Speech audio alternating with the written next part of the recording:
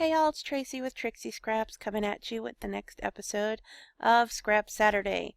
Today I'm going to be working on an Easter layout and I'm going to be using my kit Die Job, which is on sale through March 20th for just $1 over at Ginger Scraps. It's a part of the March bake sale. I put it up on sale this month because it is one of my older Easter kits and I figured if anybody's still interested in it, I wanted to make sure they got a really great deal on it. I also have, you'll see over here, I have a little snippet. This is the recipe challenge that's going to be going up on the Trixie Scraps blog on Thursday the 17th. I am actually recording this video a little bit before that, so I just took a little quick snippet of it since the blog post was not live the night I'm working on the layout. I will go ahead and link you to that blog post when this video goes up on YouTube because it will be live by then. But anyway, let's get started. What I'm going to do today is show you a quick little trick. I have a couple of photos here that aren't actually photos. I went looking for my Easter photos from last year and I realized I didn't take any photos that day. I only took videos. And I don't know how I made that mistake, but somehow I made that mistake. So I went ahead and just did some screen grabs from two of my videos. And I want to show you real quick basically how I went about doing that. I'm going to flip over to this page right here. This is one of the videos. And I will have, you know, the marker, the play information and everything across the bottom, but I'll be able to kind of crop that out. But what I wanted to show you was you can kind of skip around in your video to sort of where you want to grab a quote-unquote photo from.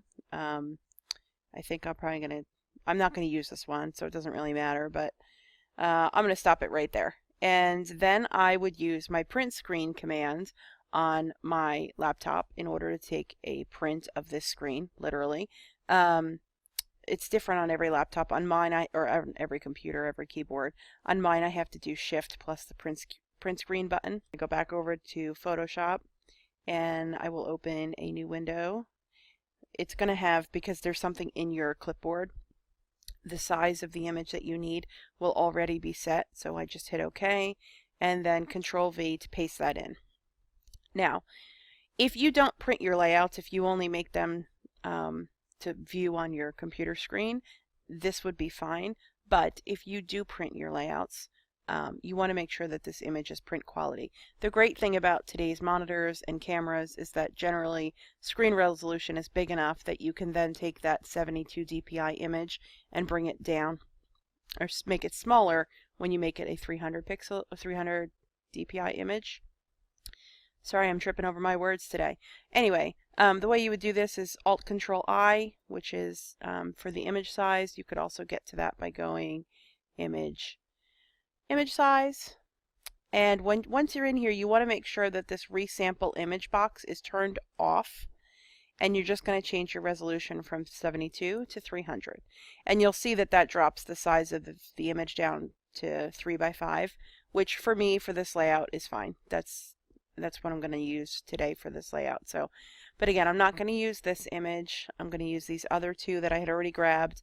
And then, as I always do with most of my images, I went ahead and I did a levels dialog on it.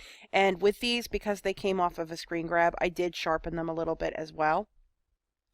I did not bother to go in and crop or do anything like that because I'll be able to control that with the masks that I use that I clip my photos to when I make my page. So I didn't even bother to crop any of these. I just figured I'd keep all the information that's there so that I can kind of resize and do what I want once I get it onto the page. So we're going to be using this photo from a screen grab and this one as well, which if I increase the size of it, it's actually pretty funny. This is my Aunt Cheryl and my Uncle Jeff, and they had an adult Easter egg hunt for us last year. It was pretty funny. This is my aunt's nephew. He's from her side of the family. This is her nephew Nick, and he just had me cracking up during this Easter egg hunt because he just was very, very into it. Just running around like a little kid. And when he found this egg that's in his hand, he came running back with it in his hand, shouting that he got an egg, he got an egg. It was really, really funny. So yeah, so let's get started. I'm going to start from a blank page today. 12 by 12, 300 DPI. And I'm going to go ahead and close this kit preview now, but this is the kit we're going to be working with.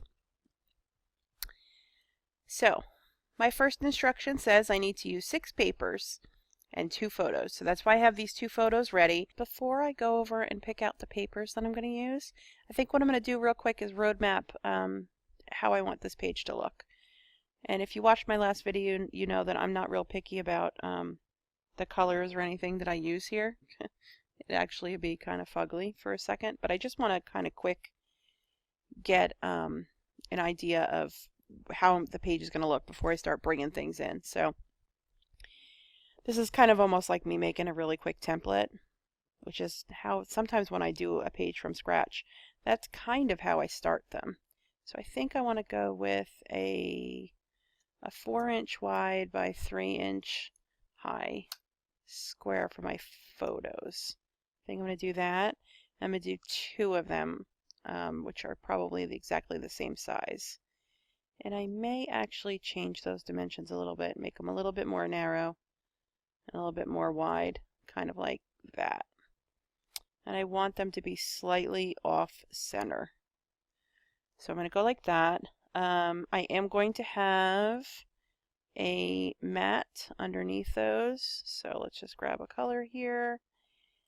And we'll kind of, I might have to fuss with this. And yeah, see, I didn't get it quite where I wanted it. So I'll just drag those out a little bit and kind of mat those 2. That'll be 1 paper under those. And then I think I want to have 3 more papers going kind of horizontally underneath these. Show you what I mean in a second. Like I said, don't pay attention to the colors because they will be crazy. I'm just grabbing whatever color I can grab to get this going the way that I want it to go. So let's see, go like that. Then we'll move this down. Let's change this to like, ew, gross color. I'm making an ugly page, ha ha ha. Yeah, so let's maybe go like this with this. Oops, silly, hit the wrong button. How have you guys been? How's your week been? I hope it's been good. It was really warm here for a few days, and I don't know, I feel like maybe it's not been quite as warm today because it feels a little colder in my house as I sit here doing this. But that's okay, you know, can't have it be warm all the time. It is only the middle of March. It's not quite spring yet, but everything is blooming. All the trees around are blooming, and I don't know, I'm getting really excited because spring is almost here, and I personally cannot wait. So let's just keep making these like the most ugly colors possible. Yeah, no, that's too ugly. I'll just make your eyes hurt with this. Alt backspace, I'm going to fill that whole thing in. And actually, let's just go for some white. And then I'm going to take this layer and bring this in like kind of like that, I think. So let's see, is that my 6 papers? I have 1, 2, 3, 4, 5. That's my 6 papers. So now that I've got that kind of road mapped, it does say that it needs a frame. Now this is not going to count as a frame because that's just going to be like a photo mat. But there's nothing saying that you have to use a frame as a frame. So I think what I may do is I may end up using the circular frame that comes with the kit over here. Kind of. Something like that. We'll see. And I think I'm going to put my title up here. And some journaling down here maybe. I think that's where we're headed. So now let's go take a look at the papers in this kit and pick some papers out. I'm actually make this a little bigger so you can see what we're looking at. I'm going to choose probably this white for the main background here. This where I actually have the white on the page because I want I'm going to have a lot of colorful elements I think on this page, so I want to have something to really set them off. And then let's see, now we can have fun with some patterns. So I definitely want to use this plaid. And let's see. I like this one with the there's your eggs. You'll be able to see it bigger once I open it up. And maybe this one. And maybe this one. Let's see. Let's see how those work. So I want to tell you guys a story of this Easter egg hunt because it was really, really funny. My aunt and uncle, they really are a lot of fun. And they decided to have this adult Easter egg hunt for us last year. And they were not kidding when they said adults. They had some eggs that they had $20 bills in, and I feel like there may have even been an egg with a $100 bill in it, if memory serves correctly. I might be wrong about that. That might just be me embellishing the story, but yeah, they were they were really into that Easter egg hunt last year, and it was really, I have to say, a lot of fun. I was not feeling all that great at the time, so I went ahead and just kind of sat and took pictures of all the other crazy adults running around trying to get their eggs. I'm actually going to tilt this, so, and I may have to change that because I don't know how if I like that on the white background, but we'll see. So I sat and took video, not pictures, obviously. We've already covered this. I took video of all the adults running around and being silly, and I just laughed and laughed and laughed because I just couldn't believe how crazy everybody was going over trying to find these eggs. They had a whole bunch of eggs that only had $1 in them, and some that had $5 bills in them, and there was a couple of $20 ones, and it was just fun to watch all these adults be silly again and basically run around like crazy people trying to find the eggs and get the most money. Okay, so yeah, so everybody went a little crazy for this Easter egg hunt, but it was really a lot of fun, and I kind of hope they do it again because it was really, really silly. Okay, so this is where we're going to zoom in a little bit and maybe try to move this over so I don't cut my uncle out of the picture. And I might try to size it up just a bit. Okay. So what do you guys do for Easter? What are your Easter traditions? Do you have an Easter egg hunt with your kids? Do you do an adult Easter egg hunt like we did? But when I was a little kid, my dad and my mom used to have so much fun setting out the eggs for us. And we didn't usually do our Easter egg hunts outside. I grew up in New Jersey, and usually around Easter time it was still kind of too cold. Sometimes we still had snow on the ground. A lot of the time we still had snow on the ground. Most of the time when we did our Easter egg hunts, we did them inside the house. And my dad and my mom were so creative about where they would hide the eggs. They would just hide them all over the place. And my dad used to do this thing all the time.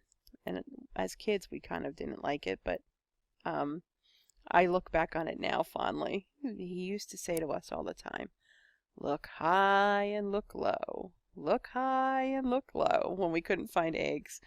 And actually, that had stuck with me so much that became part of the word art that I put in this kit.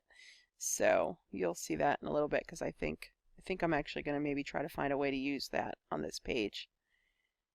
I'm struggling with that last little photo spot there. I'm trying to figure out what I want to actually, not photo spot, paper spot. Trying to figure out what I actually want to put there. And I don't know if I want to do another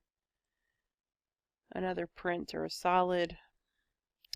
It is just giving me fits.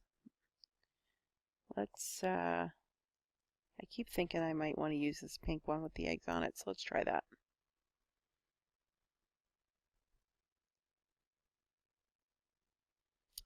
So, one of the things that I really miss about not having kids of my own is being able to hide Easter eggs for them and, you know, do all that fun stuff around Easter time.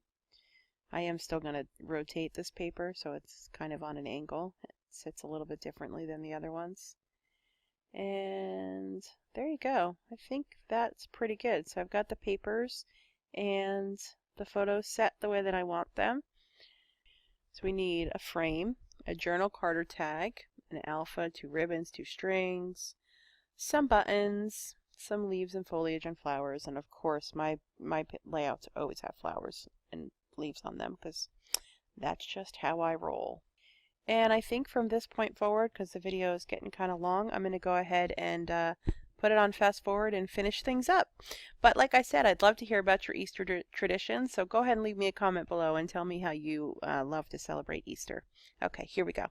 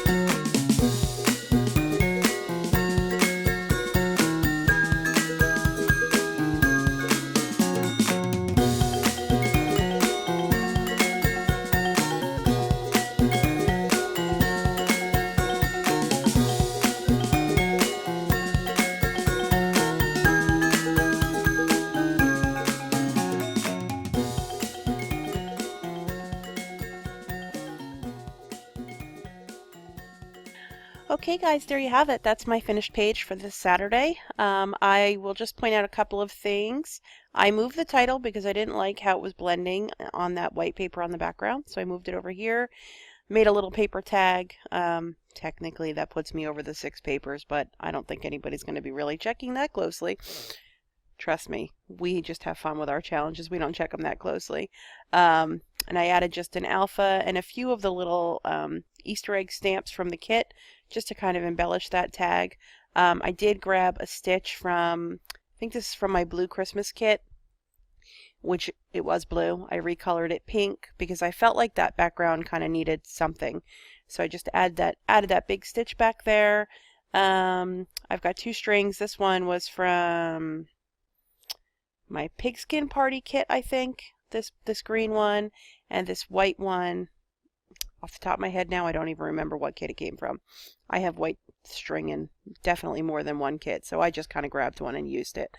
The leaves, I don't remember what the leaves are from either. There are no leaves in this Easter kit because there's grass. And ordinarily I would have used the Easter grass, but because our challenge specifically said leaves, I went ahead and grabbed some leaves from a different kit.